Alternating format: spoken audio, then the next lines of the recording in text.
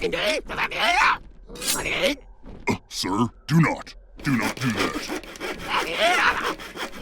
Everything you're doing is being recorded.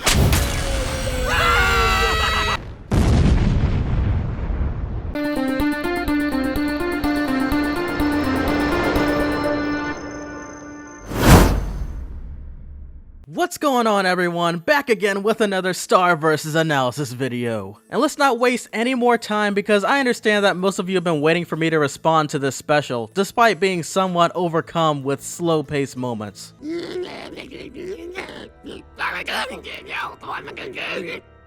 Yeah, it was a bit of a roller coaster for me. Anyways, to begin with this episode, we have an anxious Star waiting for Marco with the new edition of their favorite cereal, Captain Blanche's Sugar Seeds Volume 2, which supposedly includes twice the marshmallows.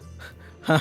More like twice the cancer. Just look at those insane ingredients. Eventually, both Star and Marco finish their cereal eating, and Star then puts another marshmallow besides one that she hadn't slurped up while drinking the bowl, to which Marco soon notices and finds adorable. And while watching this scene, I honestly assumed right off the bat that Marco was going to envision the duck-shaped marshmallow to be like the red crescent blood moon. Plus, I felt as if the blue resembled Marco since it's oddly close to his favorite color. However, this theory wouldn't work as well since Star's favorite color was also revealed to be first yellow, then she changes it to blue in the episode Sleepover. But it could have been that the red resembles Marco's hoodie and blue resembling Star, much like her dress and or her new favorite color. I mean, let's just hope that it didn't resemble Marco and Kelly by any chance. Marco then decides to discuss the situation with Eclipsa, confessing how he feels about Star, much like how Star vents about how she too cares for Marco earlier back in season 3. But Eclipsa herself even asks, what is it now? As if Marco has told Eclipsa about him and his situation more than once for sure.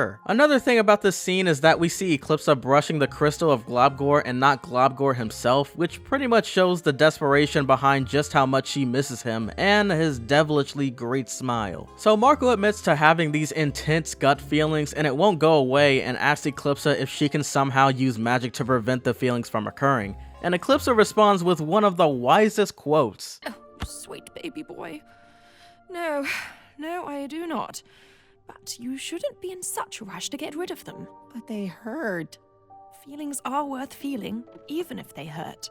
Oh man, Eclipsa, you better not turn out to be evil in the end. So after all that, as it turns out, Janna was eavesdropping and suggests that she helps out by hypnotizing Marco into no longer liking Star. And even coming from the scene, you know that for sure it's a curse if Janna can't break it. She even managed to get Marco into stop liking nachos in order for him to stop having his old addictions get the best of his weight. And I'm only assuming that last part merely because Janna compliments Marco by telling him that he looks better. Now, whenever Janna is finished attempting to break the curse between Star and Marco using her very own methods, she flushes the toilet in order to wake him up. Now, I doubt it, but does that mean if someone were to flush a toilet next to him, he'll go unconscious, or will saying chicken butt and snapping still work? Marco then comes down to the conclusion of just simply confessing to Star about the situation in front of Tom, which ended up being a great thing, because Tom seeing Star and Marco finishing each other's sentences were enough for him to realize his fatal mistake in accidentally having them dance over the blood moon. And by the way, this was one of the very first things Star and Marco had done after the curse had been taken a hold of them. So Tom sends them over to where his grandfather Relicor from the Lava Lake House episode has his study room location. But once they get there, they find out that the blood moon ball only takes place every 667 years,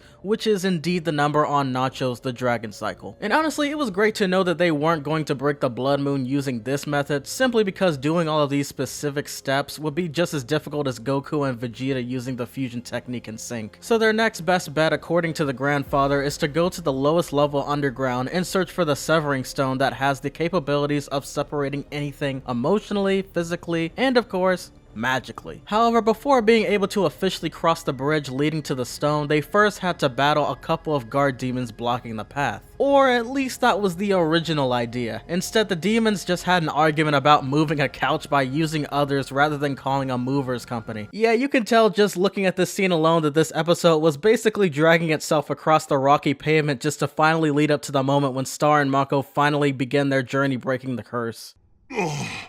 Just lower the tower This is a total mess. So they finally make it across and then are warned by Relicore beforehand that the severing is permanent and that he has regretted not being able to remember the memory of both him and his wife from thousands of years ago falling in love for the very first time. And as it turned out, they were still willing to go for it in order to relieve of the Blood Moon's curse. Once they began dancing around a bit, they are then revisited into the memory of when they first got their souls bonded. Only this time, for some strange reason, the dance wasn't interrupted by Tom like how he himself referenced as they began to dance in front of the severing stone. Once almost complete and the dance really intensifies, with Star and Marco both having fun while doing so, which was better than Tom and Star's recent Silver Bell Ball dance, Star says something that changes almost everything. She admits to liking every moment of it, including Marco himself, but that's not all I'm here to talk about. While Star confesses, her hand is shown to grab Marco's a bit tighter, displaying just how much she didn't want to let go at that moment. And Marco, in agreement with her, also shows his sudden affection towards her by simply placing his thumb onto her hand, which then follows on with Marco eventually coming around to the conclusion that he too has feelings for her in return, which is coincidentally exactly what happened in the show. And here's the subtle significance in this scene. Star placing her full hand is probably resembling her full force attraction towards Marco. And to even expound on Marco some more, in my particular theory about the Blood Moon potentially not being a curse, but it ended up being a curse, I did mention, however, that the Blood Moon wasn't responsible for every emotion going into Marco's sudden interest in Star. The fact that Tad and Lava Lake Beach notice how no matter what, Marco is there to be with Star despite him having the ability to be somewhere else and not confessing to himself that he does have feelings for her, could potentially play as a dead giveaway if he continuously does the same exact actions as he did before, even without the Blood Moon's curse. Moving right along, Star also asks while tears are forming into her eyes, What if it was never the Blood Moon?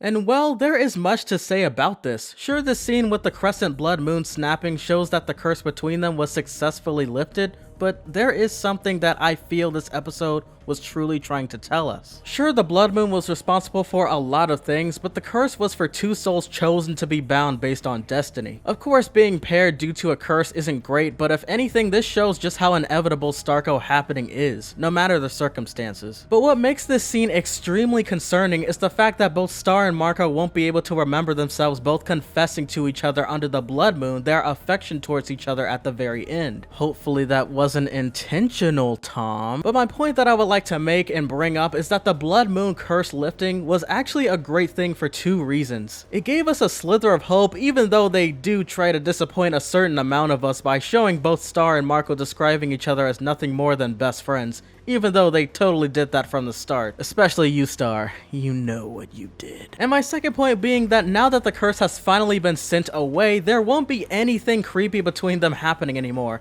but instead more natural reactions will occur. I definitely believe the Blood Moon indeed was making them practice strange behaviors, such as sniffing each other's clothing for one another's scents, finishing each other's sentences, not being able to last a day without one another, and so on. Much like how I said in my theory video just recently, I really do believe that, once again, if the Blood Moon truly is a curse, which it definitely was, it's just gonna keep them from doing unnatural, really weird and creepy touchy stuff. Just think of it as Freddy and Sam's relationship when they first started dating on the show iCarly. When they first started out, it was pretty creepy. And that's why I believe that the Blood Moon being released finally after all this time is a great thing, because honestly, we definitely didn't want them being that close together. Plus, there won't be any excuses for Marco and Star in case they magically end up bumping into each other and having the same similar course of events take place again. Only this time, Tom will most definitely get pissed off for the first time in forever. Then Janna and Tom will be together since Janna severed half of her soul from herself in order to be technically half demon, much like him.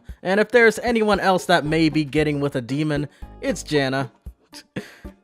I'm just saying random crap, but hey, that's just a theory. A film. Yeah, so without further ado, you guys know what to do. Hit that like button, subscribe if you still have not to The Next Big Thing. Thank you all for supporting me all this time, and I will catch you all in the next one. Peace!